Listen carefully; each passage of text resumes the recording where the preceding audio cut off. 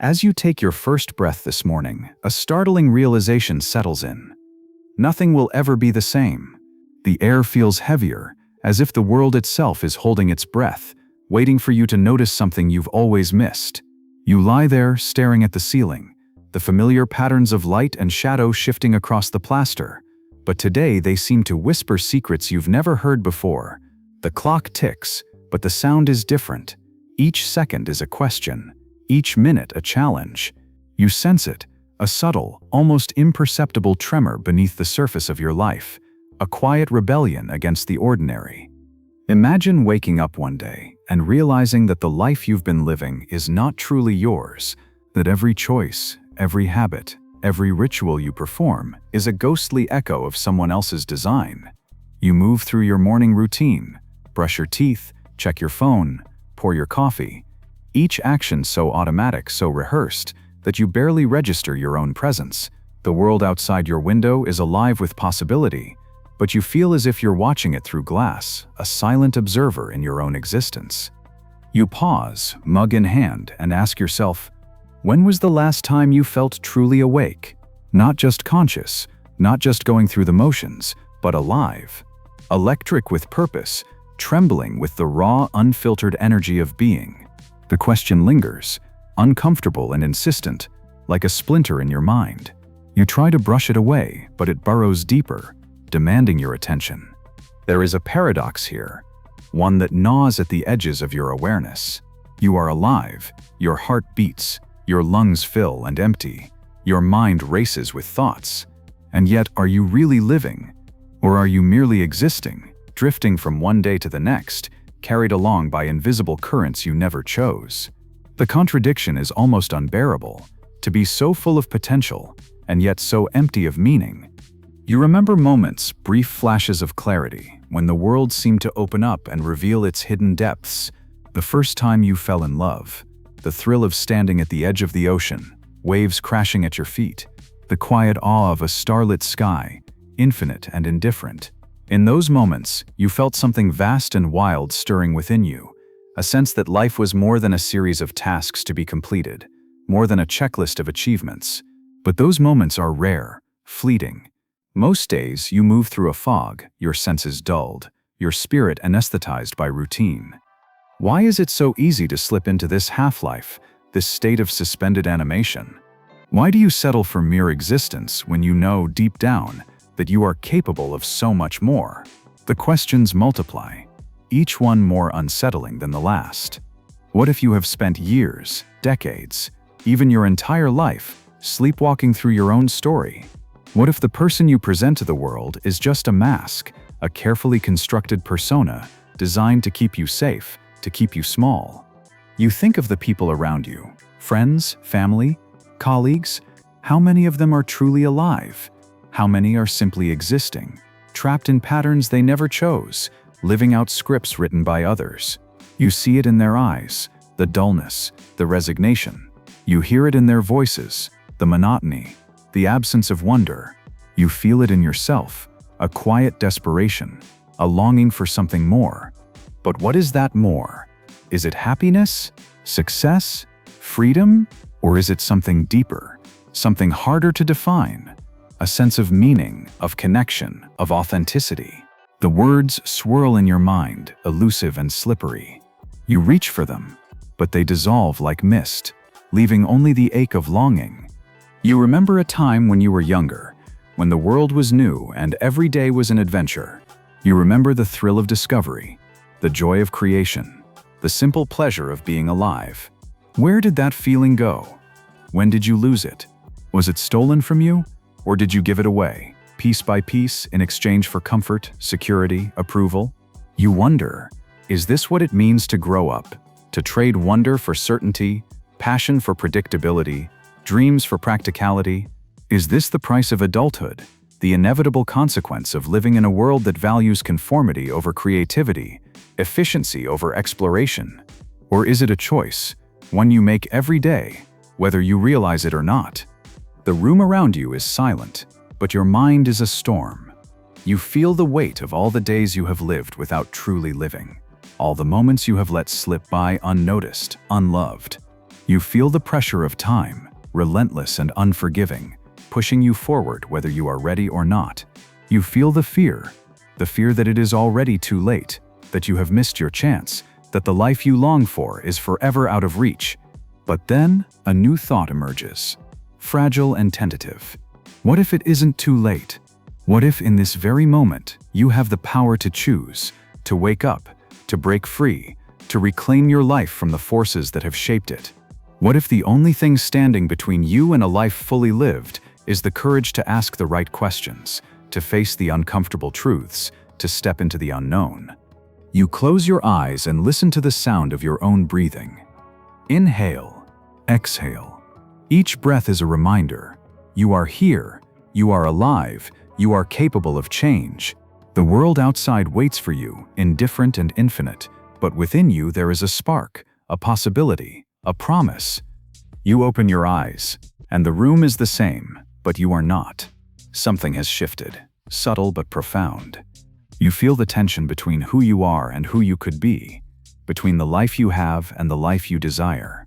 You feel the pull of possibility, the call to adventure. But the questions remain, sharp and insistent. Are you living or just existing? Are you the author of your own story, or merely a character in someone else's narrative? What would it mean to truly live, to embrace the fullness of your being, to risk everything for the sake of something real? You stand at the edge of a new reality, the truth dawning on you all at once. The choice is yours, but the path is uncertain. There are no guarantees, no easy answers, only the promise of something more, a life that is raw, wild, and true.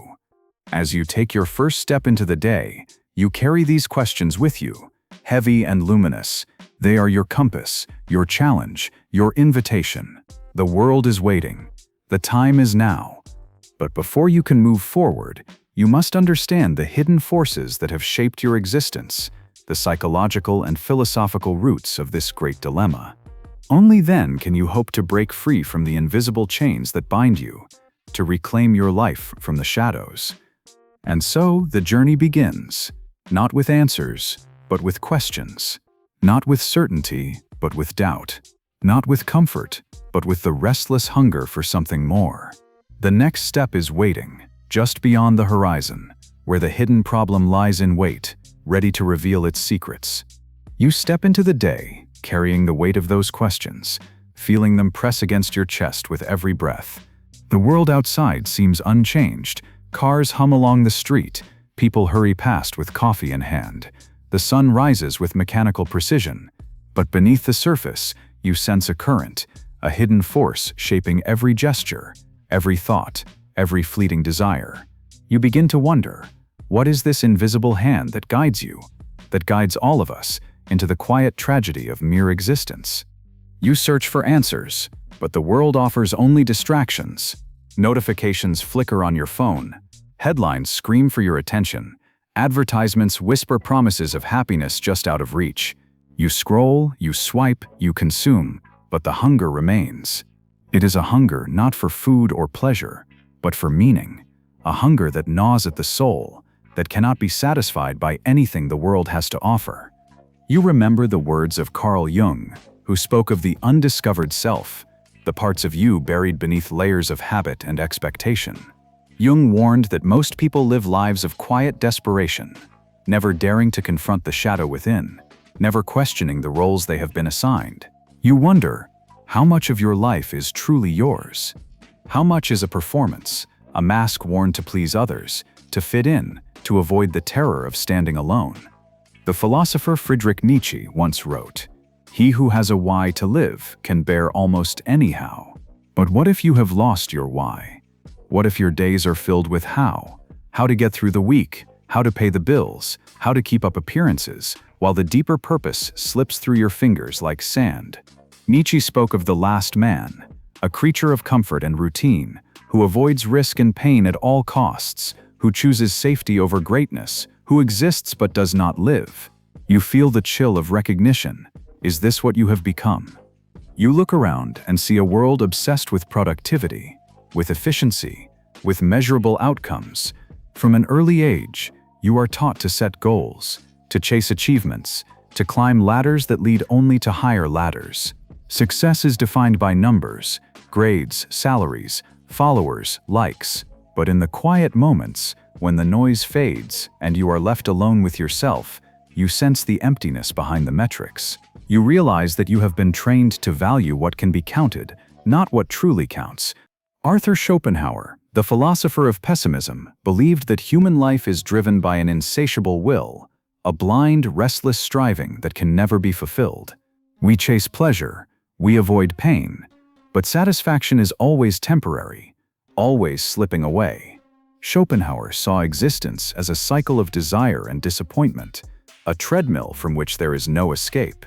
You feel the truth of his words in your own restless longing, your own inability to be content for more than a moment. But there is another force at work, more subtle and insidious.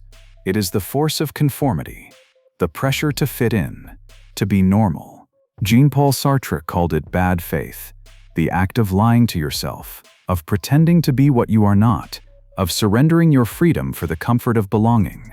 You sense how often you have betrayed yourself, how often you have silenced your own voice to avoid conflict, to win approval, to keep the peace. You realize that the greatest prison is not made of walls or bars, but of invisible expectations, yours and everyone else's.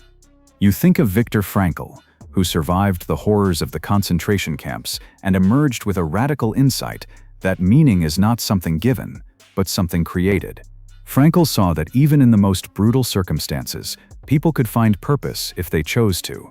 He wrote, "When we are no longer able to change a situation, we are challenged to change ourselves." You wonder, have you accepted your situation as unchangeable? Have you forgotten that you have the power to choose, to create, to rebel? Aldous Huxley warned of a future where people would be so distracted by pleasure, so numbed by comfort, that they would lose the capacity for critical thought, for genuine feeling. In his vision, people would not be oppressed by force, but seduced into submission by endless entertainment, by the easy satisfaction of shallow desires. You see echoes of Huxley's prophecy everywhere, on your screen, in your routines, in the quiet resignation of those around you. You begin to see the hidden architecture of your existence, the psychological and philosophical scaffolding that holds your life in place. You see how you have been shaped by forces you barely understand, by childhood wounds, by cultural myths, by the silent expectations of family and society. You see how your mind has been trained to seek comfort, to avoid pain, to follow the path of least resistance.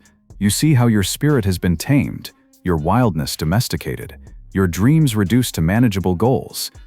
You feel the tension between your true self, the self that longs for adventure, for meaning, for transcendence, and the false self you present to the world. You sense the cost of this split, the anxiety, the depression, the sense of emptiness that haunts even your happiest moments. You realize that the greatest danger is not failure, but success at the wrong things, success that leaves you hollow, that betrays your deepest values. You remember moments when you glimpsed another way of being, moments of awe, of love, of creative flow. In those moments you felt whole, alive, connected to something greater than yourself. But those moments are rare, and the world conspires to pull you back into the trance of routine, the comfort of conformity. You see how easy it is to forget, to fall asleep, to let your life slip by unnoticed. You begin to understand that the problem is not just personal, but collective. You live in a culture that rewards busyness, that celebrates distraction, that fears silence. You are surrounded by people who are just as lost, just as hungry, just as desperate for meaning as you are. But everyone pretends, everyone smiles, everyone keeps moving. The collective denial is a fortress, and to question it is to risk exile. You feel the weight of history, the inheritance of generations who have struggled with the same questions, the same fears. You realize that you are not alone, that your struggle is part of the human condition. But this knowledge is both comforting and terrifying. It means that the problem is vast, ancient, woven into the fabric of existence itself. You wonder, is it possible to break free? Is it possible to live authentically? To create meaning in a world that seems designed to prevent it? Or are you doomed to repeat the patterns of those who came before, to live and die without ever truly waking up? The questions swirl, each one more urgent than the last. You feel the pull of the familiar, the safety of the known, but you also feel the call of the unknown, the promise of something more. You stand at the crossroads, torn between the comfort of existence and the risk of living. You realize that the first step is to see the hidden forces that shape your life, to name the problem, to refuse the easy answers. You must become a detective of your own soul, a philosopher of your own existence. You must ask the questions that no one else dares to ask, and you must be willing to face the answers, no matter how uncomfortable they may be. You sense that the journey will not be easy. It will require courage, honesty, and a willingness to let go of everything you thought you knew. It will require you to confront your own fears, your own limitations, your own complicity in the patterns that bind you. It will require you to become a stranger to yourself, to unlearn the habits of a lifetime, to risk everything for the sake of something real. But you also sense that the reward is worth the risk. To live, truly live, is to step into the unknown, to embrace the mystery, to become the author of your own story. It is to reclaim your birthright as a conscious, creative being, capable of shaping your own destiny. You feel the tension building, the pressure mounting. You know that you cannot go back, that the old ways no longer satisfy. You are on the threshold of a new reality, a new way of being. But before you can step through, you must confront the unseen consequences of the life you have been living, the hidden costs, the silent suffering, the price of existence without meaning. The next revelation waits in the shadows, ready to expose the true cost of living on autopilot. The journey grows darker, the questions more urgent, but you sense that the breakthrough is near, that the truth is within reach, if only you have the courage to face it. You move through your day, the world around you humming with the familiar rhythm of existence. But now, with your eyes newly opened, you begin to notice the cracks in the facade, the laughter that doesn't quite reach the eyes, the hurried conversations that skirt around anything real, the way people fill every silence with noise, every moment of stillness with distraction. You see it everywhere, the subtle, silent suffering of those who are merely existing. You sense it in yourself too, the way your mind drifts during meetings, your hands fidgeting with your phone, your thoughts wandering to anything but the present moment. The way you reach for comfort, food, entertainment, social media, whenever discomfort threatens to break through. The way you avoid the hard questions, the ones that might force you to confront the emptiness at the center of your life. But what is the true cost of this way of being? What are the unseen consequences of a life half-lived, of a soul anesthetized by routine and distraction? You begin to see that the consequences are everywhere, woven into the fabric of your personal and collective reality. They are not always dramatic or obvious. More often, they are subtle, insidious, creeping in like a slow poison. They manifest as a low-grade anxiety, a persistent sense of dissatisfaction, a feeling that something essential is missing. You try to ignore it, to drown it out with busyness and noise, but it lingers, a shadow at the edge of your awareness. You recall the concept of learned helplessness, a term coined by psychologist Martin Seligman.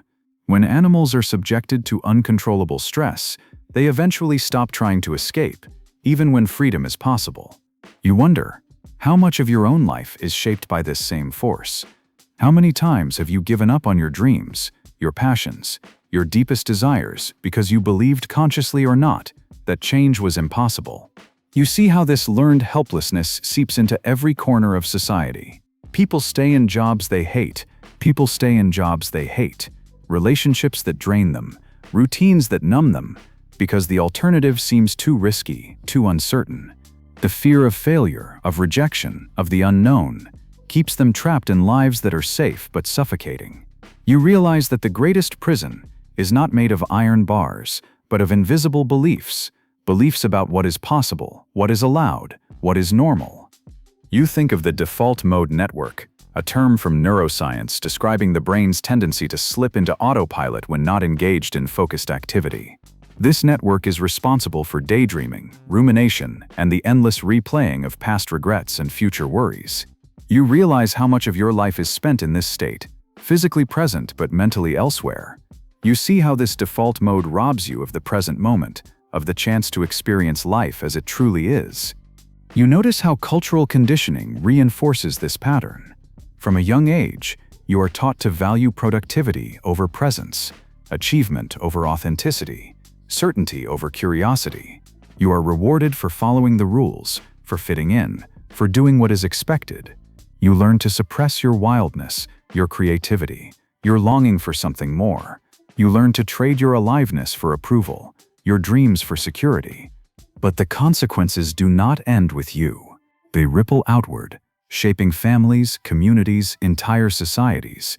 You see it in the epidemic of loneliness, the rise of anxiety and depression, the sense of disconnection that haunts even the most successful lives. You see it in the way people turn to substances, to screens, to anything that will numb the pain of existence without meaning. You see it in the way we treat the planet, as if it were nothing more than a resource to be exploited, a backdrop for our endless striving. You realize that the cost of mere existence is not just personal, but collective. When people live on autopilot, when they suppress their true selves, when they settle for comfort over courage, the world becomes smaller, colder, more divided. Creativity withers, empathy fades, the sense of shared purpose dissolves.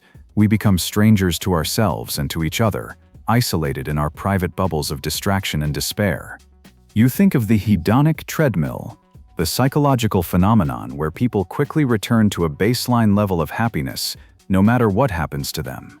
You see how this treadmill keeps you running, always chasing the next goal, the next pleasure, the next escape. But no matter how fast you run, you never arrive. The finish line keeps moving, always just out of reach. You begin to see how cognitive biases reinforce this cycle. The status quo bias makes you cling to the familiar, even when it no longer serves you. The confirmation bias leads you to seek out information that supports your existing beliefs, blinding you to new possibilities. The sunk cost fallacy keeps you invested in paths that are no longer right for you, simply because you have already come so far. You realize that your mind is not a neutral observer, but an active participant in your own imprisonment. You feel the urgency of escape, the need to break free from this unseen trap, but the way out is not obvious. The forces that keep you stuck are powerful, deeply embedded in your psyche and your culture. They whisper that change is dangerous, that authenticity is risky, that it is better to be safe than to be alive. You see how these forces shape your identity, your sense of self. You begin to question, who are you, really? Are you the sum of your habits, your roles, your achievements, or is there something deeper, something untouched by the world's expectations? You sense that your true self is hidden beneath layers of conditioning, waiting to be discovered, to be set free. You remember moments when you caught a glimpse of this self, moments of vulnerability, of honesty, of raw emotion. In those moments, you felt alive, connected, real, but they were fleeting, quickly buried beneath the demands of daily life.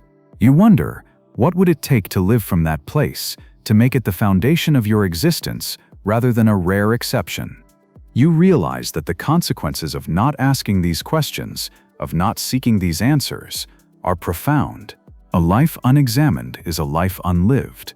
The cost is not just boredom or dissatisfaction, but the loss of your very soul, the unique spark that makes you who you are, that connects you to others, that gives your life meaning.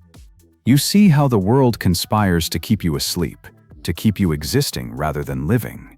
The constant barrage of information, the pressure to perform, the fear of missing out, all of it is designed to keep you distracted, to keep you from looking too closely at the emptiness beneath the surface.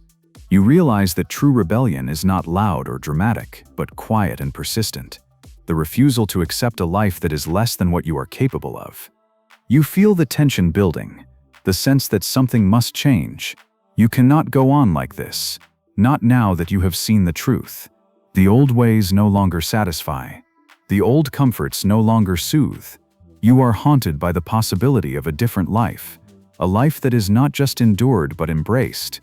But the path forward is uncertain. The forces that keep you stuck are powerful, and the way out is not clear. You sense that the breakthrough is near, that the answer is just beyond your reach. You feel the pull of possibility, the call to adventure, the promise of something more. You stand at the edge of a new reality, the old world crumbling behind you. The unseen consequences of mere existence are laid bare, and you know that you cannot turn back. The only way out is through. The only way to live is to rebel against the forces that keep you asleep, to reclaim your life from the grip of routine and distraction. You take a deep breath, feeling the weight of the moment. The world is waiting. The time is now. The next step is a leap into the unknown, a rebellion against everything you have been taught to accept. The journey grows darker, the questions more urgent, but you sense that the breakthrough is near. The rebellion begins, not with answers, but with the courage to ask the right questions, to face the uncomfortable truths, to step into the unknown. The next revelation waits just beyond the horizon, ready to show you how to break free, how to reclaim your life, how to truly live. You stand at the threshold, the old world behind you, the unknown ahead. The air is charged with possibility and fear. You feel the weight of all the days you have spent merely existing, the ache of dreams deferred, the silent scream of your authentic self longing to be heard. The unseen consequences have become unbearable. Something inside you snaps, a quiet seismic rebellion begins. It starts not with a shout, but with a whisper, a single radical thought. What if you refuse? What if you stop playing the game? Stop following the script. Stop pretending that this is enough. The thought is dangerous, electric. It crackles through your mind, igniting old hopes and forgotten desires. You realize that the first act of rebellion is to question everything you have been taught to accept. You remember the words of Jean-Paul Sartre, "Freedom is what you do with what's been done to you." The world has shaped you. Yes, but you are not its passive creation. You are not a victim of circumstance, not a puppet on invisible strings. You are a conscious being, capable of choice, of change, of creation. The rebellion begins with the decision to reclaim your freedom, to become the author of your own story. You look back at the patterns that have held you captive, the routines, the roles, the relentless pursuit of approval. You see them for what they are, habits, not destiny. You realize that every habit can be broken, every role can be rewritten, every day is a blank page. The rebellion is not a single act, but 1,000 small choices made over and over in defiance of the forces that would keep you asleep. You begin with presence. You decide to show up for your own life, to inhabit each moment fully, to refuse the seduction of distraction. You put down your phone, turn off the noise, and listen to your own breath, to the beating of your heart, to the quiet voice within that has been silenced for too long. You discover that presence is power, that to be truly here is to reclaim your life from the grip of autopilot. You embrace discomfort. You stop running from pain, from fear, from uncertainty. You realize that growth is born in discomfort, that the edge of your comfort zone is where life begins. You seek out challenges, not to prove yourself to others, but to discover what you are capable of. You learn to sit with your own vulnerability, to face your own shadows, to welcome the unknown as a teacher rather than an enemy. You cultivate curiosity. You refuse the tyranny of certainty, the prison of fixed beliefs. You ask questions, not to find easy answers, but to open new possibilities. You become a student of your own experience, a scientist of your own soul. You read widely, think deeply, seek out perspectives that challenge your assumptions. You realize that the world is vast, that your understanding is always incomplete, that wonder is the antidote to cynicism. You reconnect with your body. You remember that you are not just a mind, but a living, breathing animal, wired for sensation and movement and pleasure. You move, you dance, you feel the sun on your skin, the earth beneath your feet. You listen to the wisdom of your body, the signals it sends, the needs it expresses. You realize that aliveness is not just a state of mind, but a state of being, rooted in the flesh. You reclaim your creativity. You remember the joy of making things, of expressing yourself, of bringing something new into the world. You write, you paint, you sing, you build. You stop worrying about being good enough, about meeting someone else's standards. You create for the sheer pleasure of it, for the thrill of discovery, for the chance to leave your mark on the world. You realize that creativity is not a luxury, but a necessity. a way of asserting your existence, of saying, I am here. You seek connection. You reach out to others, not with the mask of politeness, but with the rawness of authenticity. You share your fears, your hopes, your struggles. You listen, really listen, to the stories of those around you. You realize that everyone is fighting their own battle, that everyone longs to be seen, to be understood, to be loved. You build relationships based on truth, not convenience, on vulnerability, not performance. You discover that connection is the antidote to loneliness, the foundation of meaning. You practice gratitude. You stop taking your life for granted. Stop waiting for some future moment to be happy. You notice the beauty in the ordinary, the taste of your morning coffee, the sound of rain on the window, the smile of a stranger. You realize that every moment is a gift, that joy is not something to be chased, but something to be found, right here, right now. You cultivate a sense of abundance, a recognition of all that you have, all that you are. You embrace failure. You stop fearing mistakes, stop seeing setbacks as evidence of your inadequacy. You realize that failure is not the opposite of success, but its foundation. You learn from your missteps, adapt, grow stronger. You take risks, not because you are fearless, but because you are willing to be changed. You understand that a life without failure is a life without growth, without adventure, without meaning. You remember the rebels who came before you, those who refused to accept the world as it was, who dared to imagine something better. You think of Socrates, who questioned everything, even at the cost of his life. You think of Nietzsche, who urged us to become who we are, to embrace the chaos within. You think of Frankl, who found meaning in the midst of suffering, who taught that even in the darkest times we have the power to choose our response. You realize that rebellion is not just an act, but a way of being. It is the refusal to settle, to conform, to sleepwalk through your own life. It is the courage to ask the hard questions, to face the uncomfortable truths, to risk everything for the sake of something real. It is the willingness to be misunderstood, to stand alone, to walk your own path. You begin to see the world with new eyes. The routines that once felt suffocating now seem like opportunities for mindfulness, for presence, for transformation. The roles you once played out of obligation now become choices, expressions of your true self. The people around you, once seen as obstacles or competitors, now appear as fellow travelers, each on their own journey of awakening.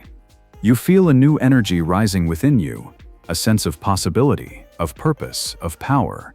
You realize that the rebellion is not about escaping your life, but about inhabiting it fully, about saying yes to the adventure of being alive. You understand that freedom is not the absence of constraints, but the ability to choose your response, to shape your own destiny. You know that the path will not be easy. The forces of conformity, of comfort, of distraction will always be there, whispering that it is safer to stay asleep. But you also know that the cost of sleepwalking is too high, that the price of mere existence is your very soul. You commit to the rebellion, not as a one-time act, but as a daily practice. You wake up each morning and choose to live, to show up, to risk, to create, to connect.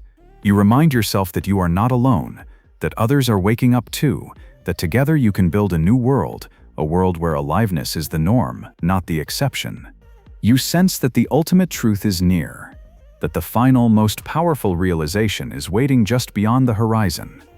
The journey has been long, the struggle intense, but you are closer than ever to the breakthrough you have been seeking.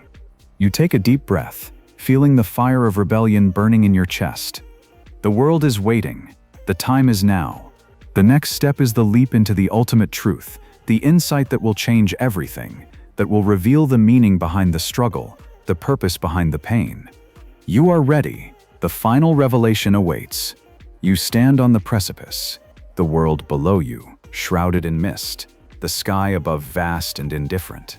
The rebellion has brought you here, through the fog of existence, the agony of awakening, the fire of transformation. You feel the weight of every question you've ever asked, every truth you've ever feared, pressing against your chest. The air is electric with possibility and dread. You sense that what comes next will change everything. You close your eyes, and for a moment there is only silence. No more voices, No more distractions, no more running. Just you, alone with the raw pulse of your own being. You listen, not to the noise of the world, but to the quiet within. You feel your heart beating, slow and steady, a reminder that you are alive, that you are here, that you are real. And then, in that silence, the ultimate truth begins to reveal itself. Not as a thunderclap, but as a whisper, a gentle unfolding. It is not an answer, but a realization. Not a destination, but a return. You see, with sudden clarity, that the question was never, are you living or just existing? The real question is, what does it mean to be alive? You realize that aliveness is not a state to be achieved, not a prize to be won, not a destination at the end of some heroic journey. Aliveness is a practice, a presence, a willingness to meet each moment as it is.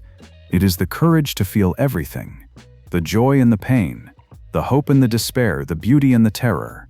It is the refusal to numb yourself, to hide, to shrink from the fullness of your own experience. You see that the world has always tried to convince you otherwise. It has told you that life is about achievement, about accumulation, about control. It has taught you to measure your worth in numbers, to seek validation from others, to fear the unknown. But now, standing at the edge of everything you thought you knew, you see the lie for what it is. You remember the words of Viktor Frankl, "When we are no longer able to change a situation, we are challenged to change ourselves." You realize that the ultimate freedom is not the power to shape the world, but the power to shape your own response to it.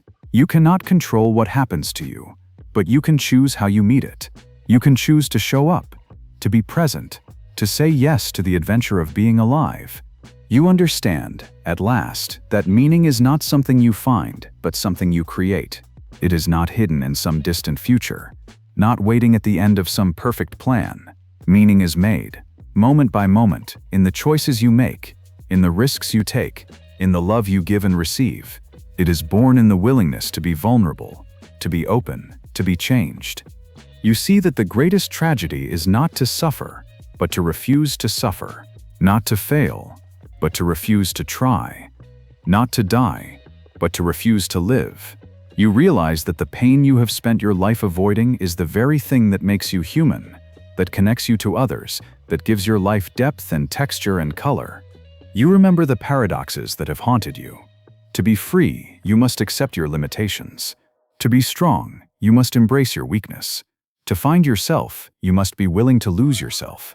You see now that these are not contradictions, but the very fabric of existence. Life is not either or, but both and. It is joy and sorrow, hope and despair, creation and destruction, all woven together in a tapestry that is uniquely yours. You realize that you are not alone, that every person you meet is fighting the same battle, asking the same questions, longing for the same aliveness. You see the beauty in their struggle, the courage in their vulnerability, the grace in their imperfection. You understand that to be alive is to be connected to yourself, to others, to the world. You feel a deep aching gratitude for everything that has brought you here. The pain and the pleasure, the failures and the triumphs, the moments of clarity and the long nights of doubt. You see that nothing has been wasted, that every experience has shaped you, prepared you, awakened you. You realize that your life is not a problem to be solved, but a mystery to be lived. You open your eyes, and the world is transformed. The light is sharper, the colors more vivid, the air charged with possibility. You see beauty everywhere, in the cracks in the sidewalk, in the laughter of strangers, in the quiet dignity of those who refuse to give up. You realize that the world has not changed. You have. You feel the urge to act, to create, to love, to risk. You understand that the only way to honor this realization is to live it, to bring your whole self to every moment, to refuse to settle for anything less than the truth. You know that you will falter, that you will forget, that you will be tempted to return to the comfort of mere existence, but you also know that you can always begin again, that every moment is a new invitation to wake up, to rebel, to live. You remember the words of Rainer Maria Rilke, "Let everything happen to you, beauty and terror. Just keep going. No feeling is final." You realize that this is the essence of aliveness, to let everything in, to hold nothing back, to trust that you are strong enough to bear it all. You feel a sense of peace, a quiet confidence. You know that you are not perfect, that you will never have all the answers, that life will always be uncertain. But you also know that you are alive, that you are here, that you are enough. You look back at the journey, the questions, the doubts, the struggles, the breakthroughs. You see that every step has brought you closer to this moment, to this realization, to this truth. You understand that the journey never ends, that there is always more to discover, more to feel, more to become. You stand at the edge of the world, the horizon stretching out before you, infinite and unknown. You feel the wind on your face, the sun on your skin, the pulse of your own heart. You know that you are alive, that you are free, that you are ready. You take a step forward into the mystery, into the adventure, into the fullness of your own being. You know that you will stumble, that you will fall, that you will be afraid, but you also know that you will rise, that you will learn, that you will grow. You carry the ultimate truth with you, not as a shield, but as a torch, lighting the way for yourself and for others. You know that the world is waiting, that the time is now, that the only thing left to do is to live. And so you do. You live, not perfectly, not without fear, not without pain, but with courage, with presence, with love. You live as if every moment matters, as if every breath is a gift, as if every day is a miracle. You live, and in doing so, you invite others to do the same. You become a beacon, a reminder, a living question. Are you living or just existing? You know the answer now, and you know that the answer is not a destination, but a choice. A choice you make again and again for as long as you are alive. The world is vast, the journey endless, the possibilities infinite. You are alive, you are here, you are free. Now, go live.